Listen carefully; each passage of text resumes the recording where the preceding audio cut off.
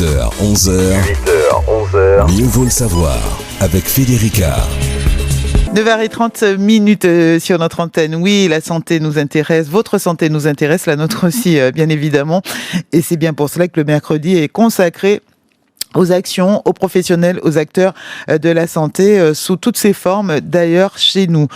On a un rendez-vous mensuel avec plusieurs représentants, plusieurs acteurs de l'environnement, de la santé, également de l'agriculture, de l'économie.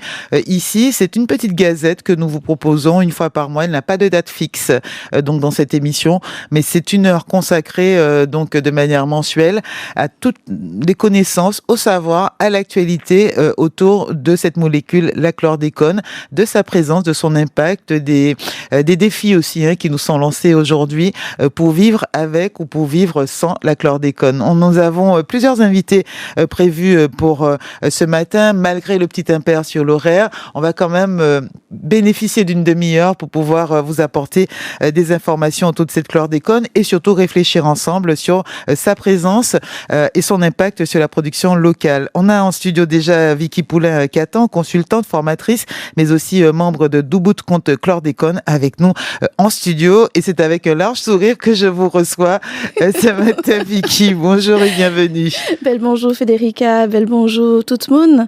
Alors pour la gazette, pour cette gazette et surtout pour le numéro de notre gazette, vous aviez prévu un beau plateau, je trouvais. Oui. Vraiment, je suis toute malheureuse. J'ai le cœur serré parce qu'on avait un beau plateau ce matin pour échanger. Je vous laisse nous présenter d'ailleurs les 4 autres personnes qu'on est censé entendre ce matin. Alors oui, effectivement, nous avions souhaité amener ceux qui font effectivement ceux qui nous nourrissent. Donc voilà. Donc en premier lieu, effectivement, donc Jonathan Lery, qui est ingénieur agronome et on le connaît en tant que fondateur de Grain de Pays surtout, et qui développe des solutions aux côtés des agriculteurs vers la décontamination, vers d'autres manières de faire, de produire sainement, pour que nous puissions nous prémunir de cette molécule de chlordécone. Nous avons effectivement aussi Pascal Tourbillon de la Sopamar, que nous connaissons très très bien. Ah pas tout le monde, on peut prendre le temps de dire. Parce que... Oui, effectivement, Pascal Tourbillon, donc qui est membre de la Sopamar, donc l'association de sauvegarde du patrimoine martiniquais, et donc qui depuis des années accompagne les Martiniquais, accompagne la nature, le vivant, et le défend. Et nous avons effectivement aussi 2 invités donc de la Guadeloupe, Jean. Ouais, je vais vous donner Jean-Marie Flower. Alors, il a un nom, je me suis dit bon. Un beau nom en plus. Flower, c'est très bien. Donc, Jean-Marie Flower, qui est le président de l'association Vivre de Guadeloupe.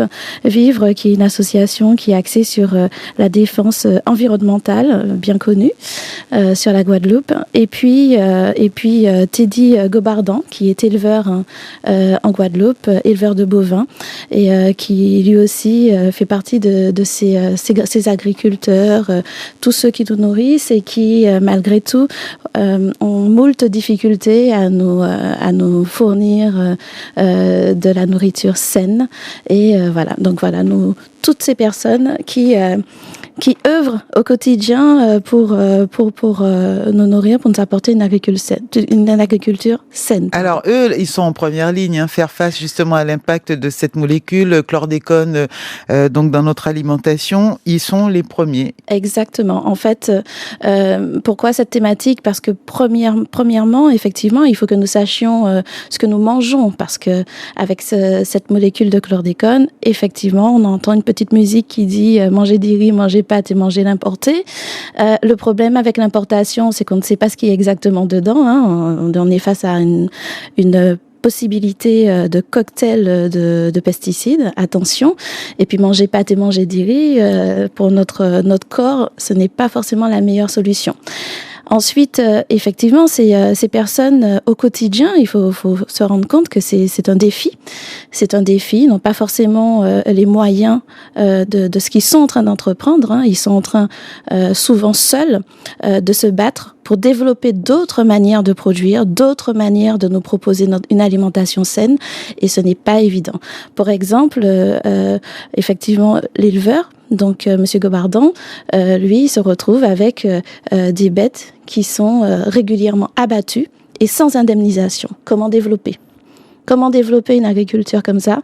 C'est assez compliqué et sur du long terme, si on continue comme ça, c'est notre économie, notre production locale, que ce soit en Martinique ou en Guadeloupe, qui vont prendre un coup et vont tendre à disparaître. C'est très compliqué pour eux en ce moment.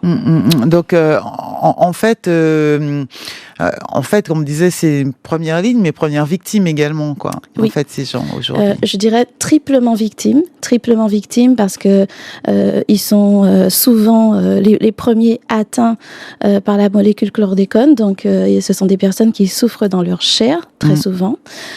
Ensuite, ce sont des personnes qui, effectivement, au niveau économique, perdent beaucoup et le sens même parfois de leur activité en prend un coup. Et puis ce sont des personnes qui en plus souffrent de cette image finalement d'empoisonneurs alors qu'au final ils n'en sont pas pour grand chose. On va aller au standard avec Pascal. On essaye encore de les avoir par téléphone, Teddy Gobardon. Mais sinon, de toute façon, cet éleveur de bovins, on aura l'occasion d'échanger de nouveau avec lui. On a en revanche Jean-Marie Floreur, président de l'association Vivre, association également membre de l'INH pour dépolluer la Guadeloupe, avec nous par téléphone. Et on a un auditeur, c'est ça, Gérard aussi, qui va intervenir depuis la côte Nord-Caraïbe. Je sais que Pascal Tourbillon est peut-être déjà arrivé dans nos studios, ainsi que Jonathan Lery. On va déjà saluer.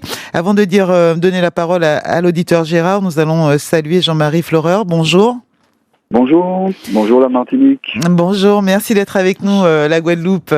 Guadeloupe et Martinique, aujourd'hui, même combat face à cette chlordécone présente, on le disait, dans nos organismes humains, mais aussi forcément sol, eau, végétaux, animaux de ferme que nous consommons, et on doit y faire face. En Guadeloupe, tout comme en Martinique, Jean-Marie Floreur. Tout à fait, c'est vraiment même combat, il faut nous coller tête, parce que d'ailleurs, c'est la raison pour laquelle le lionnage pour dépolluer Guadeloupe c'est créé en décembre dernier, c'est qu'on a pris modèle justement sur le lionnage pour dépolluer Martinique, qui nous avait devancé de quelques années, en raison de la contamination massive et de la Martinique et de la Guadeloupe, comme vous l'avez dit, à la fois des sols, des eaux de surface, des eaux souterraines et de la biosphère, y compris nous-mêmes. Donc c'est vraiment une raison supplémentaire, sachant qu'on n'est pas seul dans le monde, mais il y a Hawaï par exemple qui est aussi victime d'un autre pesticide qui a une histoire qui est de façon très troublante, parallèle à celle du chlordécone, avec ce même déni, ce même mépris de l'importance des populations locales et cette même préférence pour le profit de court terme qui sacrifie le bien-être de long terme. Donc c'est la raison pour laquelle il faut véritablement faire passer le message, faire véritablement comprendre au peuple de Martinique et de Guadeloupe à quel point ce qui est en train de se passer, nous sommes les canaris dans la mine, ça peut devenir beaucoup, beaucoup plus grave si on ne se lève pas, sinon pas qu'à lever gaoulé des pigeots là. Alors on l'a vu, impact sur la santé, et selon ce que nous disent les médecins, selon ce que nous disent les scientifiques, mais aussi les autorités, on sait, mais en même temps on ne sait pas. Donc ça voudrait dire, en fait, pour la médecine ou pour ces autorités-là, affirmer quelque chose, affirmer un lien néfaste, on va dire, entre une molécule par exemple et une pathologie ou notre santé, il faut faire la preuve, et la preuve par le cas. Donc ça veut dire que tant qu'il n'y aura pas des personnes dont on dira précisément qu'elles sont atteintes de telle chose à cause de telle chose, on ne pourra pas dire que voilà, c'est un motif, c'est une cause. Donc finalement, j'ose pas dire les mots, j'ose pas le dire, mais on comprend bien ce que ça voudrait dire. Je vous redonne la parole, Jean-Marie. il faut relativiser un petit peu. Effectivement, la science en l'état actuel des choses, avec les méthodes qui sont les siennes, les méthodes de probabilistes, ne permet pas forcément d'attribuer tel problème à telle cause. Il y a tout un faisceau de causes. Mais ça ne dispense pas la justice de reconnaître les victimes et de réparer les préjudices. C'est pour ça qu'il existe un préjudice d'anxiété, par exemple, qui a déjà été reconnu. Il y a déjà plusieurs jurisprudences qui vont dans ce sens. L'amiante, le sang contaminé, l'évothyrox, etc., etc. Donc, on n'est pas aussi démunis que ça. Par contre, la ligne de défense de l'État français, elle est plutôt pusillanime, quoi. Elle est, pour employer un terme un peu gentil, elle n'est pas tellement à la hauteur de ce que devrait être la patrie des droits de l'homme, qui a été un fer de lance, disons, de l'égalité entre tous les hommes, toutes les femmes, quelle que soit leur origine, quelle que soit leur religion, etc., etc. Donc là, vraiment, on essaie vraiment de se cacher derrière son petit doigt pour ne pas justement avoir à assumer de façon pleine et entière une responsabilité qui a pourtant été reconnue par l'exécutif et par le pouvoir législatif déjà.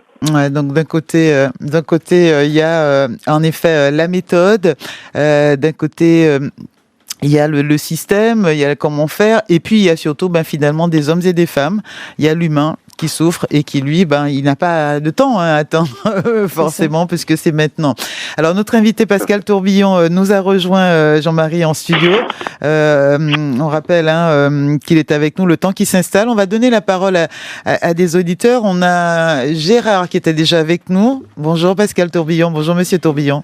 Bonjour. Rapprochez-vous bien du micro. Bonjour Federica, bonjour à tous les auditeurs. On est contente de vous avoir, toujours contente d'accueillir la Sopamar aussi avec moi dans ce studio. On a des auditeurs qui souhaitent intervenir, j'espère que vous entendez bien dans le casque. Jean-Marie Floreur est là avec nous par téléphone. Il vient de prendre la parole et de nous rappeler l'importance aussi de ce combat et de cette mobilisation aussi de toutes et tous, Guadeloupe, Martinique et même peut-être, parce qu'on imagine que la chlordécone ne s'est pas limitée à nos frontières. On est dans la Caraïbe. Comment on voit qu'on fait des échanges entre nous, entre frères et sœurs? C'est aussi certainement dans d'autres îles aussi voisines. Et même, on va faire pratico-pratique. Ce week-end, j'ai été interpellée par une dame qui disait qu'elle est revenue en Martinique il y a peu, 56 ans. Elle est revenue en Martinique il y a peu. Elle a fait son test et elle se rend compte que son taux de chlordécone est élevé dans le sang. Ah oui, mais t'es qu'à prendre la Chine, Martinique chaque fois, t'es qu'à voyager, t'es qu'à voyager. Le bon petit colis des amis, de la famille. Lorsqu'on dit que c'est parce qu'on est là, c'est pas forcément. C'est pareil pour un camarade de Grand-Rivière, Muriel, qui a vécu très longtemps en France et qui revient que lorsqu'il fait le test, il est positif. Il est positif, un taux énorme en plus. En plus. Oui. Alors, les explications. Alors, moi, je rigole en disant c'est peut-être les colis pays qu'on a bien de même, mais est-ce que c'est la seule explication? Est-ce que finalement, les jumelants aussi, Pascal, on en est où Oui, alors, justement parce que on ne sait plus. Parce qu'on a identifié un certain nombre de légumes racines qu'il ne faut pas planter à même le sol. Ouais. Et tout ce qui est production à même le sol, c'est à éviter. Ouais. Bon, mais on ne sait pas ce qui a pu se passer.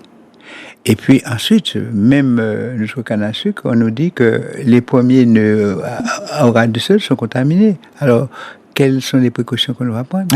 Et quels sont donc finalement les produits même transformés qui sont distribués aujourd'hui, qui ont exactement, la présence, et tant qu'il n'y aura pas d'investissement supplémentaire dans la recherche, ça sera compliqué. Et tant qu'on n'aura pas suffisamment de Martiniquais et de Guadeloupéens qui vont faire le test, on n'aura pas non plus suffisamment de matière pour étudier tout ça. Il faut qu'on continue encore à en parler, absolument, il faut tout contrôler. Oui, et en particulier pour rassurer les consommateurs martiniquais, nous demandons à la Sopamar que les terres soient examinées systématiquement pour dire ce qui n'est pas contaminé et pour lesquels la production est sûre. Parce qu'aujourd'hui, ces tests qui sont effectués sur les sols, il y a ce truc volontaire du particulier. Au niveau des professionnels, des agriculteurs, comment ça se passe? Est-ce qu'il y a une obligation à être testé? obligation à tester, je vais dire en plus financée, ou est-ce que c'est d'eux-mêmes, ils vont prendre de leur poche en disant, manquez à tester moi pour m'en savez pas, on va rappeler un peu où on en est aujourd'hui. C'est recommandé. Et c'est seulement au moment de la production, de la commercialisation qu'on va tester. Qu'on a testé. Ah oui, non, mais non. Voilà. Ah ben non, parce que si je produis, j'ai mis le produit, on sait qu'on va pas faire un test sur chaque tillum ou chaque patate douce. Donc, non. Donc on est battu, forcément. Avec une problématique supplémentaire, c'est que le LTA, le laboratoire territorial d'analyse, du coup, il n'a pas les moyens de suivre. J'allais dire, s'il fallait tester chaque patate pour savoir s'il y a des consommables ou pas. Voilà, donc d'ailleurs, en ce moment, il a fait le LTA a fait la demande de matériel auprès de la CTM qui, notamment lors de la dernière plénière, a annoncé qu'elle avait été commandée. Mais bon, dans combien de temps seront-ils équipés, nous ne le savons pas. Pascal Tourbillon. Ben oui, voilà. Donc on est dans cette situation, finalement. On nous dit qu'il y a des choses, mais finalement... Alors, je sais effectivement la Frodon, mais c'est volontaire. Quelqu'un qui soit professionnel ou non, qui veut faire tester son sol, peut le faire en s'adressant, et je crois que c'est gratuit actuellement, en s'adressant à la Frodon. Mais c'est quelque chose de volontaire. Et nous demandons que ce soit systématique pour qu'on sache exactement en Martinique les sols qui ne sont pas contaminés et là où on a une agriculture est saine. Alors, et en plus de mémoire, quand on veut effectuer ces tests, il faut s'armer de patience en plus. Hein. Oui. Parce que plus on en parle, plus la liste, les gens vont s'inscrire.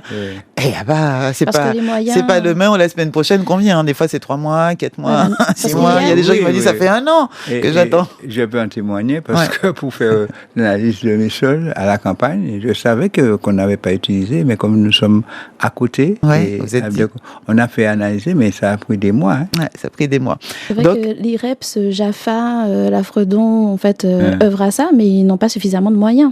Donc, un des premiers pas serait le test, le contrôle obligatoire, systématique des sols et pas des cultures du produit fini, mais des sols, et que ce soit qu'on ait les moyens pour le faire, évidemment. Ce n'est pas pour stigmatiser qui que ce soit, c'est pour donner de l'assurance et qu'on est sûr de ce qu'on fait. Et puis avancer dans le bon sens. Les auditeurs sont là, on vous a attendu aussi, ils vous ont appelé quand même en votre absence, donc on va leur donner un petit peu la parole. Gérard, bonjour. Gérard. Allô. Oui, bonjour. Bonjour. Bienvenue, on vous entend. Bonjour à la Guadeloupe, bonjour à la Martinique. Et je vais développer quelques techniques qui vont permettre à la Guadeloupe d'améliorer les choses. À savoir que j'ai fait 2 mémoires pour la RS. Un concernant le secteur Lorrain-Vauclair, avec une partie du Lamentin. Il est possible de distribuer une eau pure, exempte de chlordécone dans ce secteur-là, alors qu'elle est chlordéconée, cette eau-là. Bon, voilà la première chose. En prélevant le débit de la rivière Falaise, au lieu de prélever dans la capote. Ça, c'est première chose. Mais personne ne bouge. Hein. Ils ont tout, mais personne ne bouge. Et ça fait déjà 3 mois. Personne n'a bougé. Bon, l'autre secteur. Vous avez le lac de la Manzo, la réserve d'eau du lac de la Manzo, 4 millions de mètres cubes d'eau. On prélève dans la rivière Lézarde une eau chlordéconée qu'on stocke et qu'on redistribue pour arroser. Ça, c'est une imbécilité sans nom. Il faudrait prélever plus en altitude avant les champs de bananes et les champs de canne à sucre. Là, il y a une eau qui n'est pas polluée. Et par contre, il faut mettre des conduites supplémentaires. Et là, on peut arroser le sud et faire des réserves supplémentaires, arroser le sud avec une eau exempte de chlordécone. Et même dans les boues du lac de la Manzo, il y a du chlordécone qui est stocké. Il est possible de déstocker cette eau-là, ce chlordécone-là, en faisant la manœuvre suivante. À la fin du carême, on a des ondes tropicales très violentes.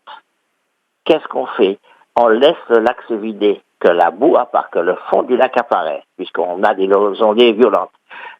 L'eau, une goutte d'eau à une vitesse d'environ 200 km/h, pénètre de plusieurs centimètres dans la boue, la émulsionne et il suffit de laisser le lac ouvert et laisser couler. Et en plusieurs années, on peut rendre ce lac absolument propre.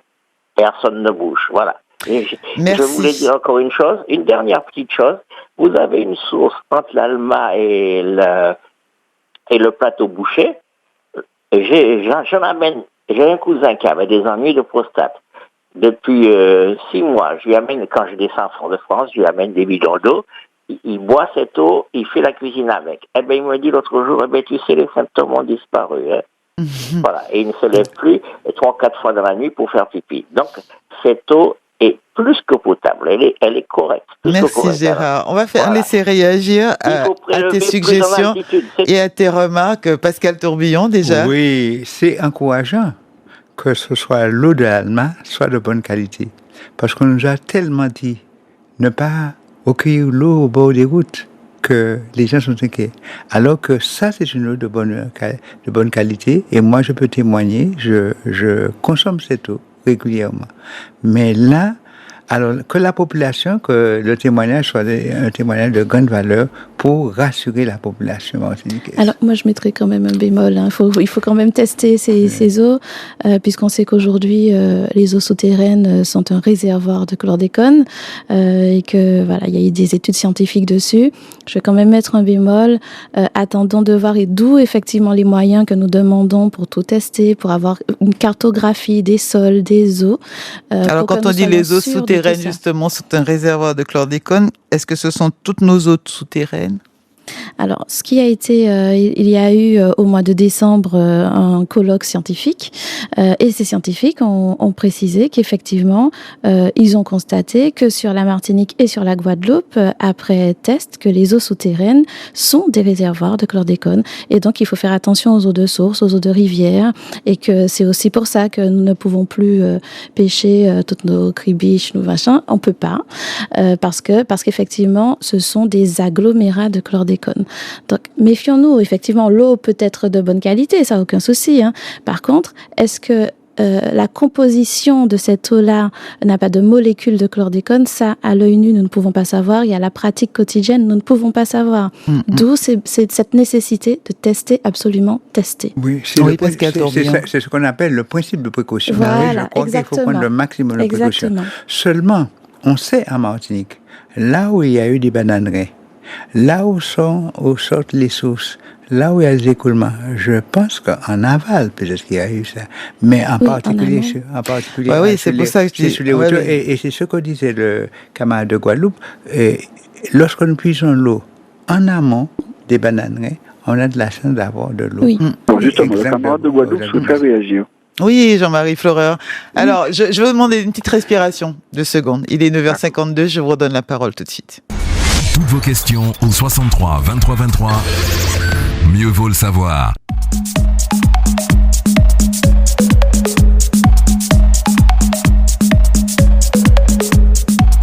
9h53 ». Jean-Marie Floreur, nous vous redonnons la parole pour votre réaction. Oui, alors plusieurs petites réactions. D'abord par rapport à la détection du taux de chlordécone dans les sols et la cartographie. Je pense qu'il y a exactement les mêmes problèmes en Martinique et en Guadeloupe. Une petite anecdote. Mes parents habitent dans le croissant bananier, donc au sud de la Basse-Terre, le sud de la Guadeloupe, qui est principalement concerné par les bananeraies qui ont subi les épandages, l'utilisation du chlordécone. Ils ont un terrain de 2000 m². 2000 m², c'est pas beaucoup. Lorsque les prélèvements ont été faits par JAFA, donc dans le cadre du programme JAFA, 3 prélèvements ont été faits sur 2000 m². Les 3 prélèvements étaient complètement discordants. Ce qui veut dire que la contamination est très inégale, même sur une petite surface. Il y avait un prélèvement fortement contaminé, un prélèvement indemne de chlordécone et un intermédiaire.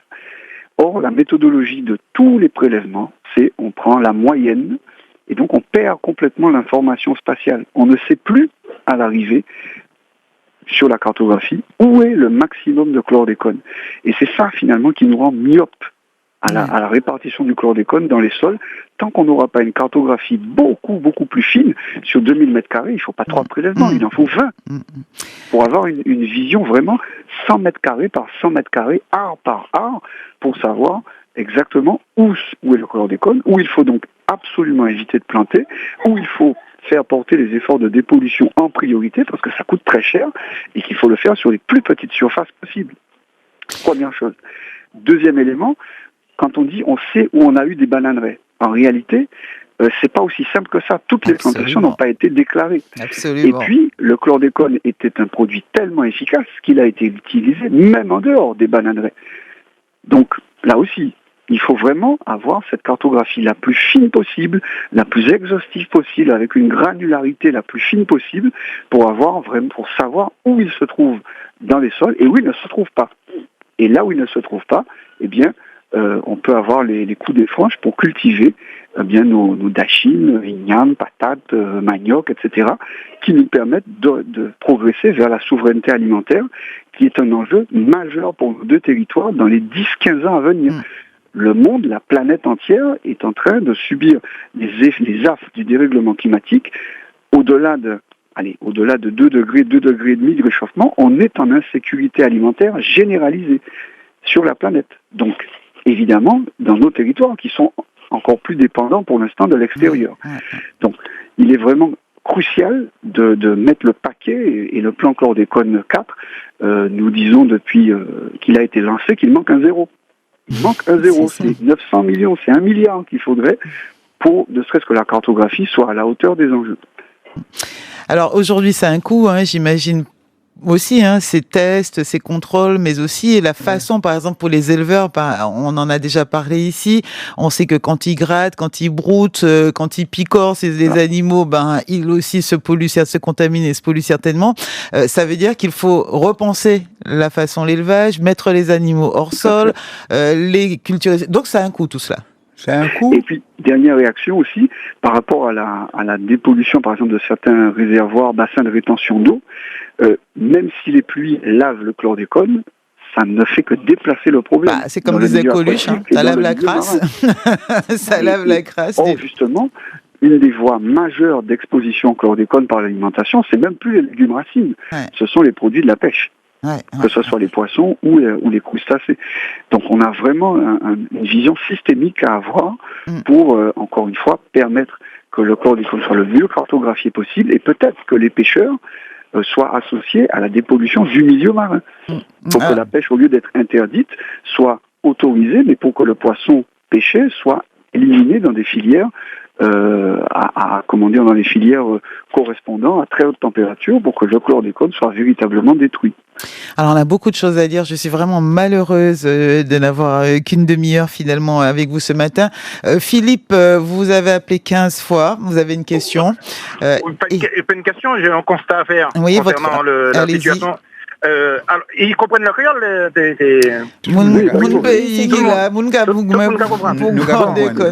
Bon, d'accord. Alors, moi, j'ai l'impression que nous passons de victime à bourreau. Alors, nous prenons, parce que on aurait dit à ce qu'on concerne nous, c'est nous qui comment dire, qui cause problème là. Et pourtant, c'est pas nous qui cause problème là. C'est ce problème là, il veut trouver, probablement venir trouver nous.